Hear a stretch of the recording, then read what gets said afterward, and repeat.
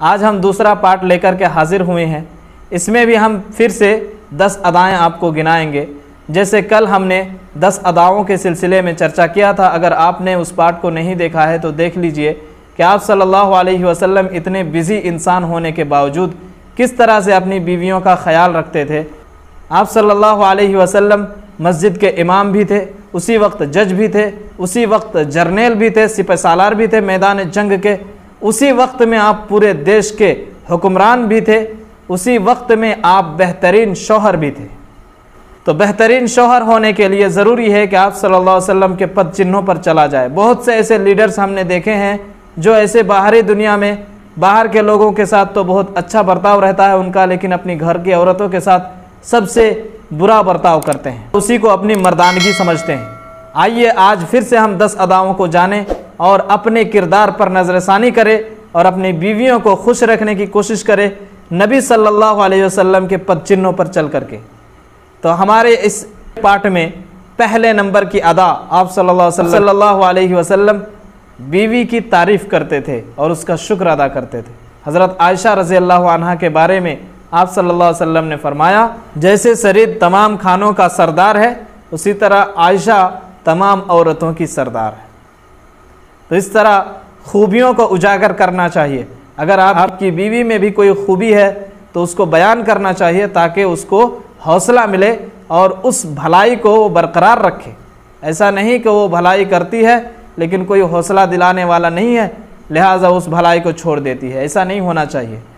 हमारे आज के पाठ में आप सल्लल्लाहु अलैहि वसल्लम की दूसरी अदा ये है, बीवी की खुशी का जब वक्त आता तो आप सल्लल्लाहु अलैहि वसल्लम भी उसके साथ खुशी मनाते थे। जो सेल्फिश इंसान होता है उसे परवाह नहीं होती है, कह रहे ये उसकी खुशी का मामला है, हम क्यों खुशी मनाएं। हज़रत आयशा रज़ी अल्लाह अन्हा कहती हैं कि वो जो है गुड़ियों से खेला करती थी, गुड़ियों से खेला करती थी। एक दिन हवा चली, आप सल्लल्लाहु अलैहि वसल्लम ने पूछा ये क्या है। हज़रत आयशा ने जवाब दिया ये मेरी गुड़िया है। आप सल्लल्लाहु अलैहि वसल्लम ने पूछा वो जो बीच में नज़र आ रहा है वो क्या है। हज़रत आयशा ने फरमाया वो तो घोड़ा है। तो आप सल्लल्लाहु अलैहि वसल्लम ने पूछा कि घोड़े के भी पर होते हैं। उस घोड़े में 2 पंख लगे हुए थे। तो हज़रत आयशा ने कहा क्या आपने नहीं सुना कि सुलेमान अलैहिस्सलाम के घोड़ों में पर भी होते थे। तो आप सल्लल्लाहु अलैहि वसल्लम हंस पड़े। कहते हैं कि आप सल्लल्लाहु अलैहि वसल्लम इतना हंसे कि आपके अंदर के जो दांत होते हैं वो भी हमको नज़र आ गए। तो इस तरह से नबी सल्लल्लाहु अलैहि वसल्लम अपनी बीवी के साथ हंसी मजाक करते थे, उनकी खुशी पर खुशी का इजहार करते थे, अपनी खुशी जाहिर करते थे। छोटी छोटी खुशी देखिए आप, छोटी छोटी खुशी में आप सल्लल्लाहु अलैहि वसल्लम शरीक रहते थे। सीखना चाहिए आप सल्लल्लाहु अलैहि वसल्लम की इन अदाओं से। इस पाठ में तीसरी अदा आप सल्लल्लाहु अलैहि वसल्लम की ये है कि आप सल्लल्लाहु अलैहि वसल्लम एलानिया तौर पर उसकी मोहब्बत का इजहार करते थे। बीवी से मोहब्बत का इजहार एलानिया तौर पर करते थे। हज़रत आयशा रज़ी अल्लाह अन्हा कहती है कि नबी सल्लल्लाहु अलैहि वसल्लम जब भी कोई बकरी ज़बह करते थे, गोश्त होता था घर में, तो खदीजा की सहेलियों के घर भेज देते थे। तो मुझे बड़ी गैरत आई कि वो बीवी जो है इंतकाल कर चुकी है, उसके बाद भी आप सल्लल्लाहु अलैहि वसल्लम उसको भुला नहीं पा रहे हैं। तो मैं गुस्सा हुई। तो आप सल्लल्लाहु अलैहि वसल्लम ने कहा मैं जो है उसकी मोहब्बत से सरशार हूँ। इस पाठ में आप सल्लल्लाहु अलैहि वसल्लम की चौथी अदा को हम बयान करते हैं। आप सल्लल्लाहु अलैहि वसल्लम ने फरमाया एक मोमिन शौहर अपनी मोमिना बीवी से अगर किसी एक गलत आदत से नाराज़ होता है तो वो अच्छी आदत से खुश भी होता है। यानी अच्छी आदतों को याद करके बुरी आदत से जो नापसंदीदगी पैदा हुई है उसे नज़रअंदाज कर देते हैं। ये है कि आप सल्लल्लाहु अलैहि वसल्लम राज की बातों को दूसरों के सामने बयान नहीं करते थे, बीवी का राज ही में रखते थे। आप सल्लल्लाहु अलैहि वसल्लम ने प्राइवेसी का ख्याल रखने की बड़ी ताकीद की है। आपने फरमाया कि क़यामत के दिन सबसे बुरे लोग दर्जा के एतबार से, मकाम व मर्तबा के एतबार से सबसे बुरे लोग वो होंगे जो अपनी बीवी के पास जाते हैं, उनके साथ हम बिस्तरी करते हैं और उसके बाद जो है लोगों के सामने उसको खोल खोल कर बयान करते हैं। तो ये प्राइवेसी पर हमला है और इस तरह आप सल्लल्लाहु अलैहि वसल्लम इस तरह करने को बहुत ही सख्त नापसंद करते थे और कहा कि ये घटिया तरीन लोग हैं, क़यामत के दिन इनका बुरा हश्र होने वाला है। पांचवी अदा आप सल्लल्लाहु अलैहि वसल्लम की है कि आपने कभी अपनी बीवी को नहीं मारा और ना ही डांट फटकार लगाई।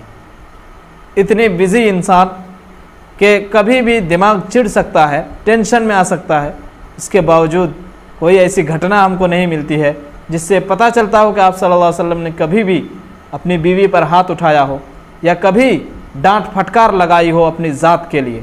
ऐसा हमको कोई सबूत नहीं मिलता है और ख़ुद आपकी बीवी इसकी गवाही देती है। हज़रत आयशा रज़ियल्लाहु अन्हा कहती हैं कि नबी सल्लल्लाहु अलैहि वसल्लम ने कभी भी ना अपनी बीवी को मारा ना किसी नौकर को मारा।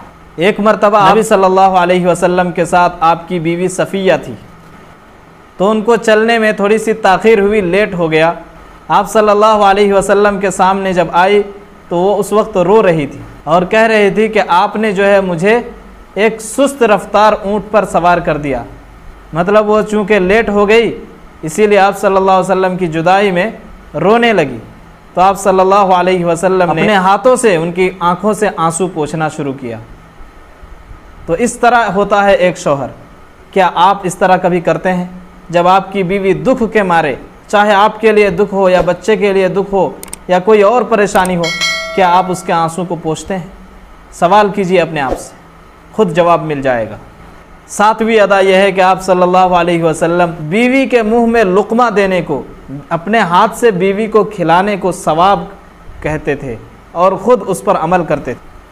आप सल्लल्लाहु अलैहि वसल्लम ने इस पर ताकीद करते हुए फरमाया कि तुम जो भी खर्च करते हो अल्लाह के पास उसकी नेकी मिलेगी, यहाँ तक कि तुम अपने बीवी के मुंह में जो लुक़मा डालते हो उसका भी अजर व सवाब है, उसके लिए भी नेकी है। आप सल्लल्लाहु अलैहि वसल्लम की आठवीं अदा जो आप इस पाठ में देख रहे हैं वो ये थी कि आप सल्लल्लाहु अलैहि वसल्लम अपनी बीवियों की सारी ज़रूरियात का ख्याल रखते थे। एक आदमी ने पूछा कि बीवियों का हम पर क्या अधिकार है? रसूल सल्लल्लाहु अलैहि वसल्लम ने जवाब दिया, जब तुम खाना खाते हो तो उसको खाना खिलाओ, जब तुम कपड़ा पहनते हो तो उसको कपड़ा पहनाओ, चेहरे पर कभी ना मारना, उसको बुरा भला मत कहना और घर के बाहर उसको अकेला ना छोड़ना, अकेला छोड़ के भाग ना आना। तो शौहर की ये जिम्मेदारी है।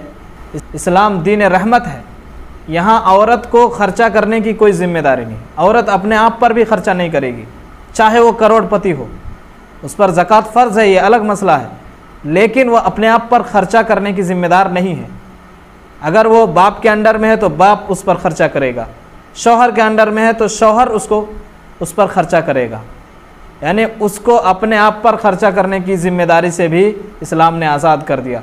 ये है इस्लाम की रहमत, इस्लाम की मेहरबानी औरतों पर। नवीं अदा, आप सल्लल्लाहु अलैहि वसल्लम हमेशा अपनी बीवियों की हाल चाल दरियाफ्त करते रहते थे, उनके मसाइल को पूछते रहते थे, क्या मसला है, क्या परेशानी है, और उसको दूर करने की कोशिश करते थे। कहते हैं कि एक घड़ी आपने ऐसी मुकर्रर की थी, यानी एक वक्त था जिस वक्त आप सल्लल्लाहु अलैहि वसल्लम हर दिन अपनी तमाम बीवियों का चक्कर लगाते थे और सारे लोगों के हाल चाल को दरियाफ्त करते थे। इस पाठ में नबी सल्लल्लाहु अलैहि वसल्लम की 10वीं अदा के बारे में हम बात कर रहे हैं कि आप सल्लल्लाहु अलैहि वसल्लम सफ़र में भी उनको ले जाते थे, सफ़र में भी बीवी को साथ रखते थे। तो सारी बीवियों को साथ रखना तो मुश्किल था, इसीलिए टॉस होता था, कुरानंदाज़ी होती थी और जिसका नाम उसमें निकलता था उसको साथ में